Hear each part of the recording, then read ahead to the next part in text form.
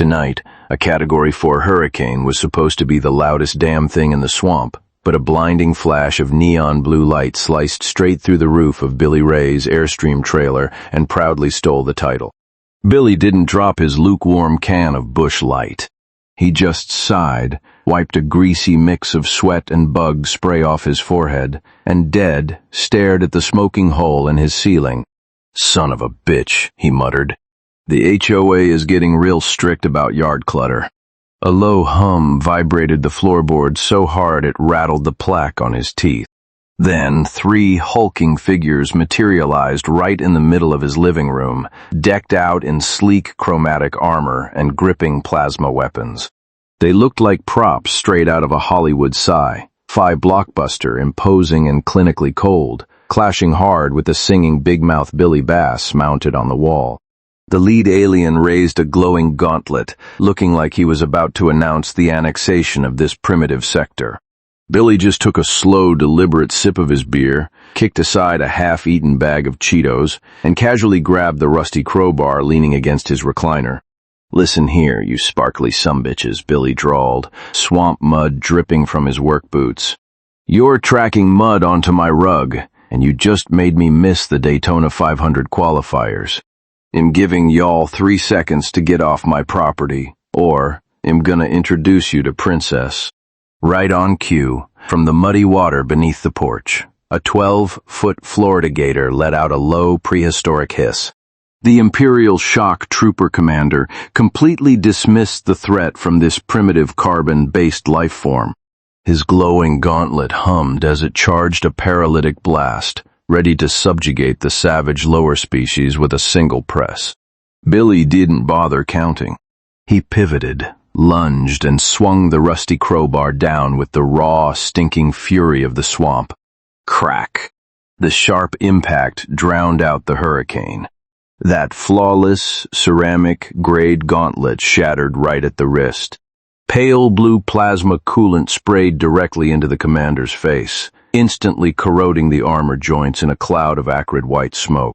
A high-frequency ear-splitting scream tore through the helmet speakers. The 2 Imperial Marines flanking him finally reacted, their fingers tightening on the triggers of their plasma rifles. But Billy was already stepping over the writhing commander. He snatched the still warm rifle from the alien's grip and brought the heavy stock around with his entire body weight. Ultra-thin adaptive energy armor ain't built for blunt force trauma. With a sickening crunch, the left Marine's faceplate caved in and shattered, spraying pale green blood all over Billy's collar. The Marine on the right, terrified out of his goddamn mind, smashed the emergency specimen transport beacon on his belt, opting to beam this psychotic primate straight to the orbital ship. A blinding flash of violet blue swallowed the airstream. Wall panels were ripped into shrapnel by the teleportation surge, and Princess, who had just lunged to take a bite out of a leg, got sucked right into the vortex along with him. Billy was yanked backward by solid energy, his knuckles white around the stolen plasma rifle as his half-finished beer flew off and shattered. Vertigo drowned him out, catching his last curse word right in his throat as his eyes rolled back. He didn't know how long he'd been out. The first thing he felt was a sterile, freezing draft brushing over his mud-caked steel toe boots. The blurry hum of machinery slowly sharpened in his ears. Billy Ray's thumb gave a little twitch. His eyelids fluttered open. Blinding cold white light made him hiss a curse as he pushed himself up off the freezing metal deck. His nose filled with the weird stink of bleach and plasma ozone, definitely not the familiar smell of diesel and turpentine back in the trailer. He looked up and saw an entire wall replaced by a humming blue energy shield. Not 10 feet away, Princess was pawing at the bulkhead, thrashing her tail and clacking her jaws, radiating pure swamp-bred hostility. The Imperial sensors must have only locked onto his biosigns and skipped the pat down. Billy reached back to his cargo pocket. The roll of duct tape that had been holding his pickup truck's bed together for 3 years, and the crusty, flaking Phillips-head screwdriver were sitting right there. Head snapped the pocket shut tight before the beam hit. He climbed to his feet. The acidic Florida swamp mud on his boots smeared against the pristine, sterile floor, leaving a massive black smudge. Instantly, alarms shrieked from the ceiling, and red hazard lights started spinning like crazy. Billy spat out a wad of chewed tobacco, squatted by a seam in the bulkhead, and wedged the tip of the screwdriver in. He dropped his shoulder into it with a harsh grunt. Snap! A highly sophisticated, sterile access panel popped clean off, clattering against the energy shield in a shower of blue sparks. Behind it lay hundreds of hair-thin, color-coded wires, arranged in perfect order without a single speck of dust. Billy grinned, flashing his tobacco-stained teeth. He ripped off a fat strip of duct tape, wrapped it tight around the base of his screwdriver, and bridged the rusty metal shaft straight across the two thickest positive and negative terminals. Then, he wrapped the whole mess in tape until it was dead, locked. Zap! A massive blast of blinding white sparks erupted from the junction box, painting Billy's face with black soot. The isolation cell's energy shield buzzed violently twice. Then the blue light died. The electronic lock clicked open, letting in the pale green glow from the corridor outside. Princess whipped her tail, knocking Billy off balance. He told her to settle down, gripped the hijacked plasma rifle, and stomped down the hallway. It didn't take long before he found himself standing in front of a heavy metal blast door stamped with the alien equivalent of an armory marker. Billy stepped back with his left foot, coiled his calf muscles, and brought his mud-caked steel toe boots smashing into the sealed door with 200 pounds of pure, dumb brute force. The Empire's sophisticated energy lock immediately blew out in a shower of blue-white sparks. The composite hinges sheared off like cheap plastic. The entire 2-inch thick door fell inward with a deafening crash, slamming right into the chest of an Imperial guard who was fumbling for his comms to report the breach. The grunt's sternum let out a sickening crunch. He didn't even manage a squeak before he hit the immaculate deck, out cold, his eyes rolling back in his head. Princess waddled right in behind him, her muddy tail swiping the walls. She nudged the unconscious guard's limp arm with her blunt snout, looked back at Billy, and let out a grumble.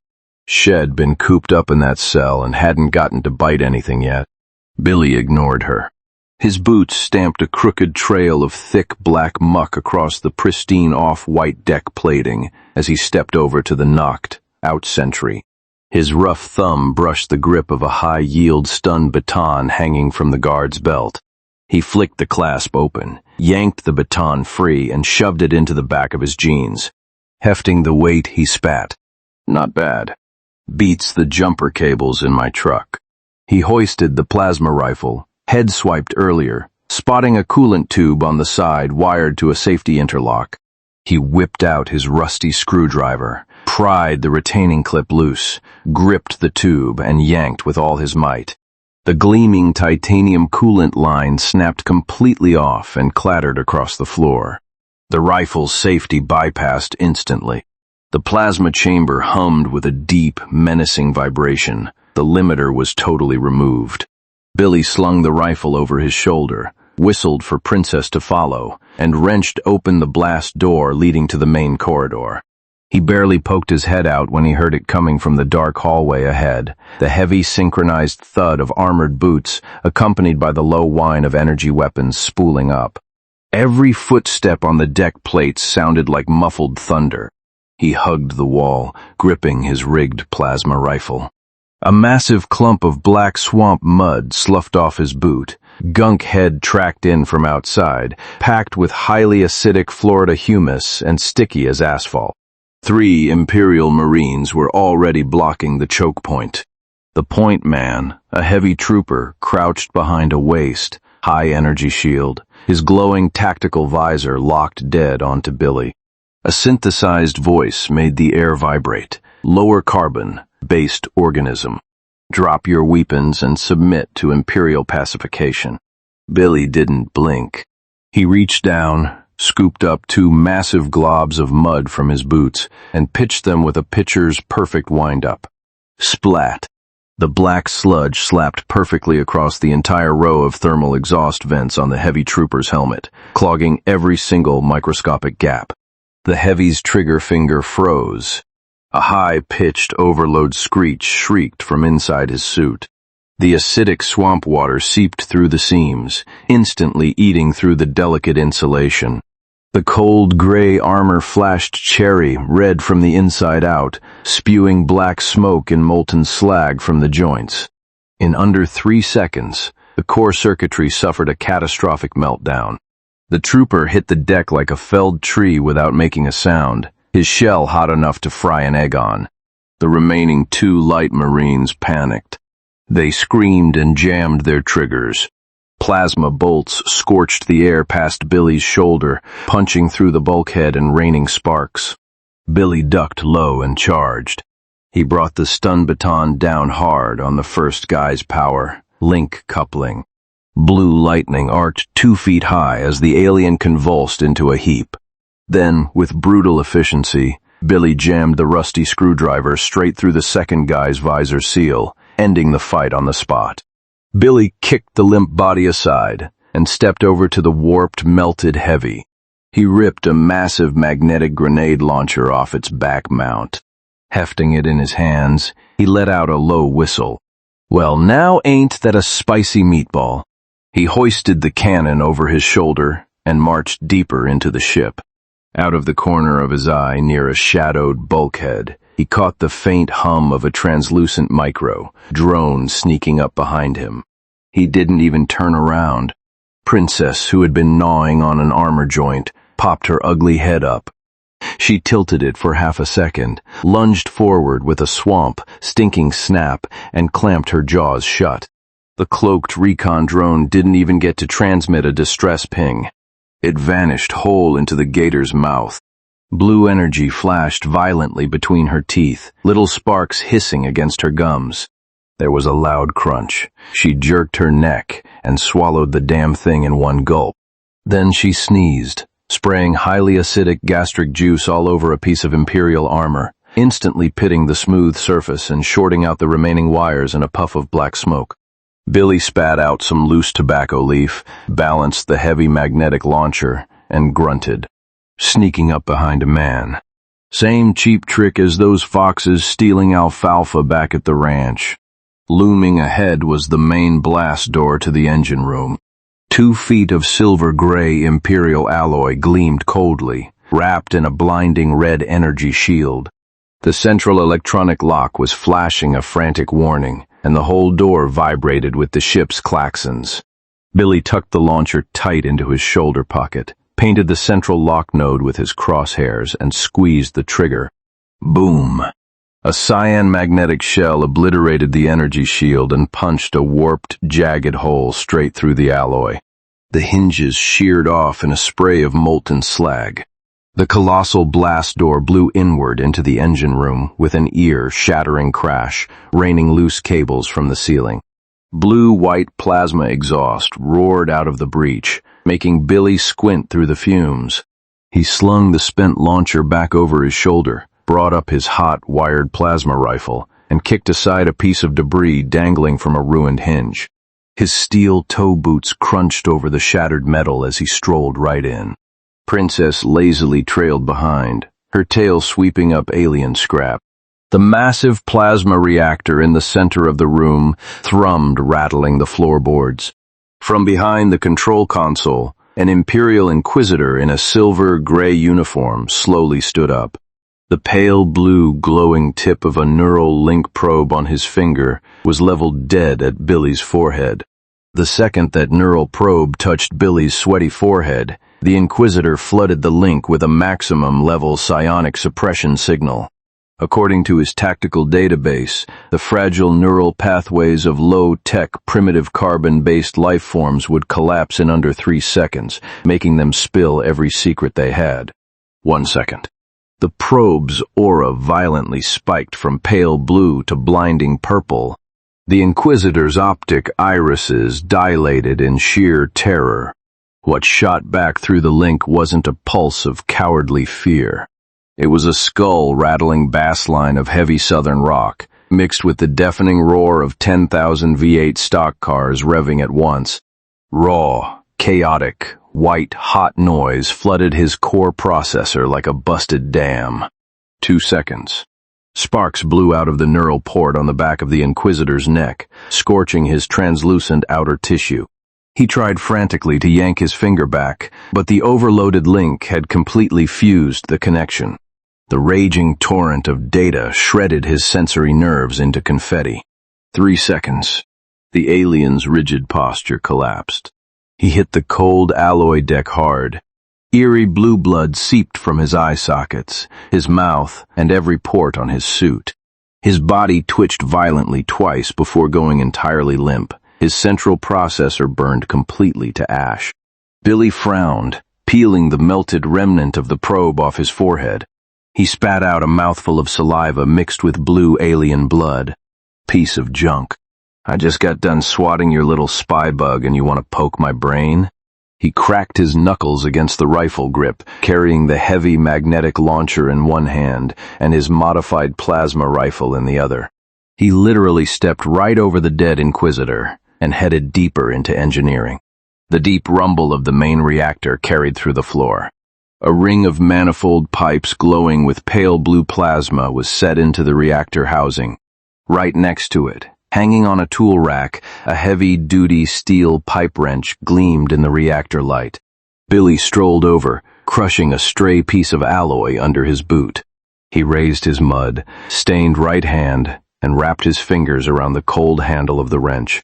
He squeezed the grip, his knuckles turning white. Hiding behind the main console, 2 Imperial engineers shrank back, their neural links flashing erratically on their foreheads. The hands gripping their ion, cutters shook like leaves in a hurricane. They had just watched their elite Inquisitor flatline in the doorway, and the ship's alarms had been screaming bloody murder for 30 seconds. Not a single soul was stupid enough to rush this mud-covered ape. Billy dragged the heavy pipe wrench over to the reactor core, scraping a nasty black streak of swamp mud across the pristine ceramic base. The plasma manifold pulsed with a ghostly blue light, the precision couplings locked together flawlessly. He jammed the jaws of the pipe wrench right into the seam, dropped his weight, engaged his core, and cranked it hard. Crunch! The snap drowned out the sirens. The micron-calibrated coupling was instantly twisted into scrap metal. He tore the 2-foot manifold pipe clean off. Blinding violet plasma hissed and spewed from the jagged break, immediately scorching a black ring of melted slag onto the bulkhead. Billy slammed the broken pipe down, fished that battered roll of duct tape out of his cargo pants, and drew the stun baton head looted from the armory.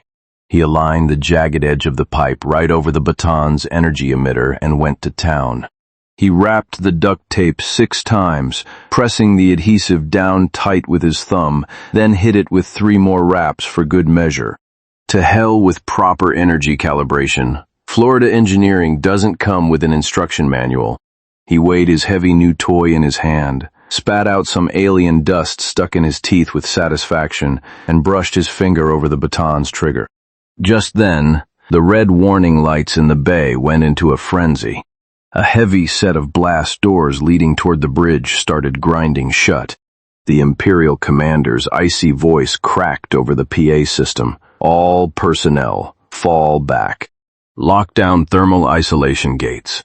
The massive thermal gates ground shut, sealing with that deep humming thud typical of Imperial tech.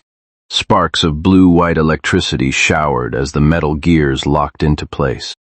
The confirmation chime was loud enough to peel paint. Billy hoisted his duct, taped jury, rigged plasma flamethrower over his shoulder. His boot crushed a piece of shrapnel as he spat a glob of soot. Locking the door. You think you're the only son of a bitch who knows how to lock a door? From behind the gate, the commander's synthetic voice dripped with contempt. Primitive, disorganized carbon life form. This thermal isolation gate can withstand 3 times the output of the main reactor. Your crude, cobbled-together weaponry cannot. The alien didn't even get to finish. Billy squeezed the trigger assembly on his makeshift rig. The twisted manifold pipe, held together by a crinkled wad of tape, looked absolutely ridiculous against the Empire's flawless metallurgy. A blinding, blistering torrent of neon orange plasma blasted dead center into the gate.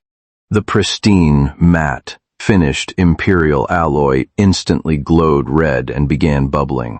Molten metal cascaded down the seams like a waterfall.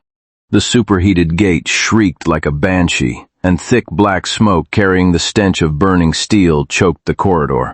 On the other side, the Imperial Marines holding their breath erupted into screams. Their comms dissolved into absolute panic.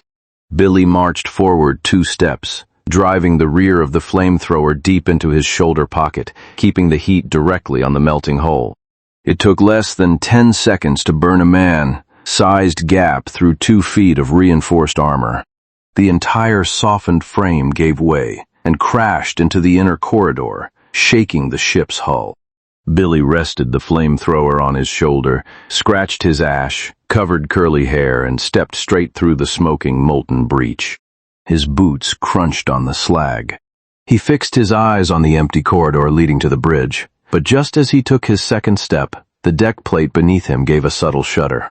The warning lights on the bulkheads shifted into a rhythmic strobe, and the dust floating in the air seemed to slow down.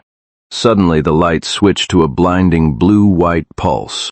A pale energy wave rippled across the deck. They triggered the anti-gravity snare. Zero gravity ripped him off his feet. The scalding pipe of his makeshift flamethrower almost slipped from his grip. A squad of Imperial Marines rushing around the corner behind him started floating too. A wild volley of plasma bolts clipped past Billy's ear, blowing scorched sparks off the bulkhead. Billy spat another wad of smoky saliva. "That all you got, you cowards?" His heavy steel toe boots still carried massive momentum in the zero-G environment. He reached up, snagged a massive exposed power cable that had been melted loose by the blast, and gripped it tight. Using the kinetic push from a passing enemy shot, he swung himself like a pendulum, planting both boots squarely onto the casing of the gravity generator embedded in the wall. The transparent, reinforced casing shattered into dust. Live wires spit sparks everywhere. Billy pinned the flamethrower under his arm, cocked back his ratty canvas, gloved right fist, and channeled every ounce of gator, wrestling strength head ever earned in the Florida swamps, driving a haymaker straight into the generator's core housing. Crack! The central gears pulverized. Gravity slammed back into the corridor like a falling safe. Billy hit the deck hard enough to rattle his back molars. The 3 Marines floating helplessly behind him plummeted to the steel floor. Their fragile, precision armor cracked wide open. Blue alien blood hissed out of the fissures, and their high-pitched, panicked screams stabbed at his eardrums. Billy dusted the metal shavings off his jeans, lugged the still, hot flamethrower, and kept moving. The massive airlock ahead of him slid open, and a blast of hot, humid air smelling like rotting vegetation hit him square in the face. His knuckles went pale around the grip of his weapon. His steel toes cleared the threshold, and he stepped into an ecological hydroponics bay choked with freakish alien greenery. Man-sized, weirdly shaped broadleaves brushed against his shoulder. Thick stalks bubbled with translucent sap. The sealed ceiling had turned the bay into a suffocating greenhouse. The sickly sweet smell of volatile hydrocarbons hung in the air, thicker than a blown fuel line at a NASCAR rally.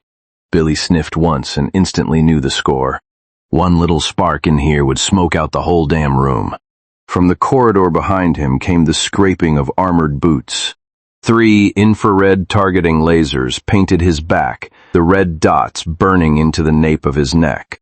These tech-dependent Imperial bastards thought they could hunt him with thermals. In their dreams, Billy yanked off his torn canvas glove, tucked it into his belt, and reached into his jacket. He pulled out the windproof Zippo that had survived 3 years of gator hunting, flicked the lid open, and struck it. A ghostly blue flame licked at the stifling air. He shoved the flame straight into the thickest plant stalk next to him. Whoosh! The combustible gas in the room ignited. The flash fire swept across the ceiling and immediately choked into a heavy smolder. Dense, toxic charcoal smoke billowed like spilled ink, completely flooding the hydroponics bay. Visibility dropped to 0. Searing heat and toxic particulates turned the air into a boiling stew. The Marines' thermal optics instantly overloaded, exploding into a blizzard of static noise. The screens went completely white, blinding them entirely. Blind fire chewed through the smoke. Plasma bolts shattered the glass hydroponic tanks, spraying neon yellow nutrient slurry everywhere. Panicked alien shouting mixed with the shrill scream of warning klaxons. Billy crouched low against the cold bulkhead, leveling his flamethrower at the haze. He could hear it, the low mechanical scrape of elite armor against the piping. Heavy footsteps were creeping along the wall, inching right toward him. The red glow of an Imperial Royal Guard scanner swept through the smog, brushed over the toe of Billy's boot, paused for half a second, and moved on. 3 blue-white plasma blades suddenly sliced out of the smoke, screaming as they boiled the air. Billy twisted his torso and lunged out of the way. The heat off the blades burned the tips of his ears. He grabbed a piece of a charred, brittle tree trunk with his bare hand and smashed it down on the lead guard's wrist. The plasma sword flew out of the alien's grip, bouncing off the wall in a shower of sparks. Princess, hiding in the shadows of a massive vat, had been waiting for this. Smelling the sharp tang of energy grease leaking from the armor joints, she coiled her muscles and launched herself. 2 rows of razor-sharp teeth clamped down hard, biting straight through the transparent reinforced conduit supplying power to the guard squad array. Highly compressed plasma fuel exploded from the rupture. A chain reaction ripped through the supply lines, detonating the entire squad in a spectacular fireball. The deafening shockwave blew out half the hydroponics bay, the blistering backdraft clearing the smoke in an instant. The final blast door barring the bridge, already severely weakened from earlier crossfire, was blown clean off. The warped slab of metal hung stubbornly by a single hinge, swinging back and forth, letting the cold blue glow of the command consoles spill into the hallway. Billy wiped the acid and soot off his face, threw the rig over his shoulder, and walked. His boots crunched over sizzling, electrified armor plating as he stepped right through the gaping hole. In the center of the bridge, the cold glare of the Imperial commander's helmet was fixed squarely on him. 4 multi-jointed arms hovered over the self-destruct mechanism. The commander's fingertips glowed with plasma energy, half a millimeter away from ending it all. Billy planted his left foot on the slick deck plates. He swiped a smear of blood off his brow, dropped his center of gravity, and put the raw, braking power of a man used to lifting truck transmissions into his swing. He threw a jaw, shattering uppercut straight into the seam of the commander's helmet. A sickening crack of alien bone mixed with the sound of shattering ceramics. The helmet popped clean off, ricocheting into the star map display overhead. The pristine holographic navigation chart exploded into static, the helmet left dangling crookedly from a comms antenna. The commander slammed backward onto the primary console, exposing his fragile gray-blue skin. His glowing ocular cores shrank to pinpricks. His high-pitched shrieks of terror made the console lights flicker. The surviving navigators and engineers on the bridge froze stiff. Their hands hovered over their sidearms, but a deep, rumbling growl from the alligator sitting in the doorway locked them right where they stood. Nobody dared move a muscle. Billy stepped up, grabbed the power cables at the back of the commander's neck, and slammed him face down against the freezing sterile console. He yanked 3 industrial zip ties from his back pocket. Grabbing those 4 flailing, multi-jointed arms, he wrenched them behind the alien's back and pulled the zip ties tight. The plastic ratcheted down hard enough to make the exoskeleton creak, cutting deep into the soft alien flesh. The commander's screaming tripled in pitch as he shook like a leaf. Billy spat a glob of soot onto the spotless console, crushing a glowing nav chip under his boot. He leaned his smoking flamethrower against his hip and raised a right hand covered in ash and blood, tapping his fingers against the communications terminal. He adjusted his sweat-soaked baseball cap, grabbed his weapon by the stock, and brought it down like a sledgehammer onto the terminal casing. Crack! The crystalline housing exploded into a million pieces, exposing the microscopic hair, thin wiring beneath. Violet sparks sprayed out, singing the edges of Billy's canvas glove. The commander, hogtied to the console, thrashed wildly. A shrill warning choked out of his throat, his ocular sensors dialing down to pinpricks. He knew exactly what this ape was trying to do. Billy ignored him. He reached deep into his cargo pocket and pulled out a battered, paint-chipped flip phone. Then he fished out the scrap of insulated wire head pocketed in the engine room. With clumsy, gloved fingers, he stripped the wire bare. Ignoring the flashing high-voltage warning lights, he jammed the raw copper straight between his phone's charging port and the central comms bus, slapping on 2 pieces of duct tape to keep it all together. "I was saving this mix for a tailgate party," Billy grinned, showing off a chipped molar. "But consider it your lucky day. Free admission." He flipped the phone open, hit play, and slammed the broadcast lever to all frequencies. Instantly, the entire Imperial Armada's public comms channel was hijacked by ear, bleeding southern country rock. The scream of distorted guitars and roaring stock car engines blasted into the comms of every single Imperial ship in range. Billy turned and spotted the shiny silver distress beacon antenna protruding from the hull. He walked over and kicked it clean off with his steel toes. The antenna sheared off with a crunch, trailing sparks as it fell out of the breach and tumbled toward the blue atmosphere below. Right at that moment, the entire ship dropped. The blast glass groaned under massive structural stress, and red emergency strobes went absolutely ballistic along the bulkheads. The red lights bathed the commander's pale, multi-jointed skin in the color of fresh blood. The whole deck lurched. The main engines had died completely. Dead in the water like a stock car with a blown tank, the alien cruiser nose dived straight down toward the Florida Everglades. The titanium hull shrieked in agony. The view out the windows turned into a blinding orange-red inferno of atmospheric re-entry. Loose tools and shattered console parts rained down on the deck. The commander was terrified, all 4 arms jerking against his bonds as he shrieked. His fragile neural link was on the absolute brink of total overload. Billy wiped the cold sweat and soot off his face. He slapped his hand against a hot bulkhead, ripped down a heavy-duty cargo strap used for securing nav gear, and stomped over shattered glass, grinding it to powder. He grabbed the commander by the neck ports and hauled the terrified alien over to an empty navigator's crash seat. He shoved him down hard, cracking the intricate exoskeleton. Billy wrapped the cargo strap around the commander's chest, tying a dead knot like he was strapping down a buck. He used the slack to tie Princess up to the base of the chair. The old gator swished her tail, let out a yawn that smelled like burnt microchips, and settled in. Billy dropped into the captain's chair, yanked the harness tight, and patted the flamethrower holstered at his hip. The flip phone in his pocket was still buzzing, and the country rock bass line was shaking the entire bridge. The windows were glowing cherry red.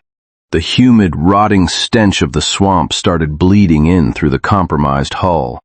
Gee, forces pinned Billy to his seat as he watched the green canopy rushing up to meet them, his fingers digging into the armrests. A second later, the Imperial cruiser slammed into the soft mud of the Florida Everglades like a runaway freight train. The bridge lighting exploded into a massive shower of sparks. The diamond plate deck vibrated hard enough to shatter teeth. The harness dug painfully into Billy's ribs.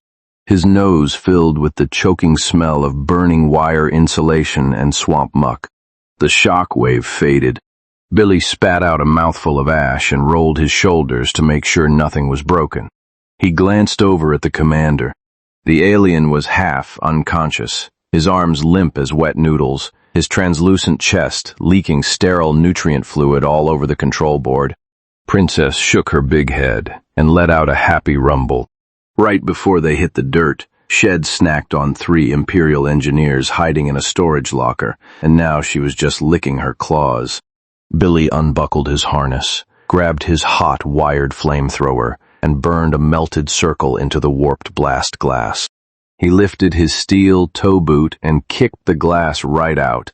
The glass shattered and dropped into the swamp, letting sour, muddy water pour into the bridge.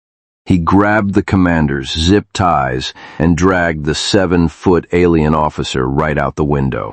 Princess wagged her tail and crawled onto the bank right behind him. Billy dumped the limp commander onto the grass. He wiped his face, checked his pocket for a dry, crumpled $5 bill, chewed on a piece of swamp grass, and dragged his captive toward the convenience store by the highway. His flip phone was still vibrating. That looping country rock signal was firing straight into low orbit, completely jamming the neural command links of the 100-ship Imperial Armada. Over half of their inquisitors and navigators had already popped their central hubs from data overload. Not a single ship was dumb enough to send a rescue party down there. Princess, carrying a high-yield energy ration, Shed snuck out, chomped it in half, spraying crumbs all over Billy's jeans. Billy cursed, looked up, and through the patchy swamp canopy, saw the faded red neon sign of the convenience store flickering away. The crisp, beautiful chill of an ice-cold beer seemed to ride the evening breeze right to his nose. Finishing this story, I let out a long breath, feeling like I could genuinely smell the acidic rot of the Florida Everglades mixed with the scorched ozone of fried plasma circuits.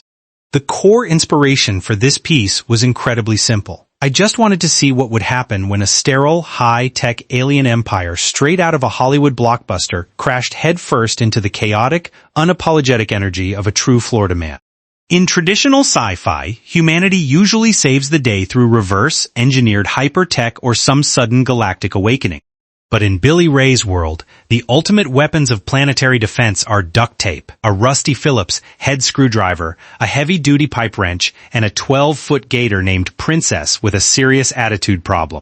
I absolutely reveled in writing that extreme contrast, using the absolute crudest, most brute force redneck engineering to completely dismantle delicate alien technology. It's essentially a message to the cosmos. I don't care how advanced your adaptive armor is, in the face of gravity, swamp mud, and pure kinetic force, everybody drops. In an era dominated by heavy grand sci-fi narratives, writing a story with such thick B-movie, unapologetic HFY humanity, fuck yeah. Energy was a fantastic mental detox. I hope you all enjoyed the ride and found some pure carbon-based joy in this absurd collision of country rock, swamp mud, and alien scrap.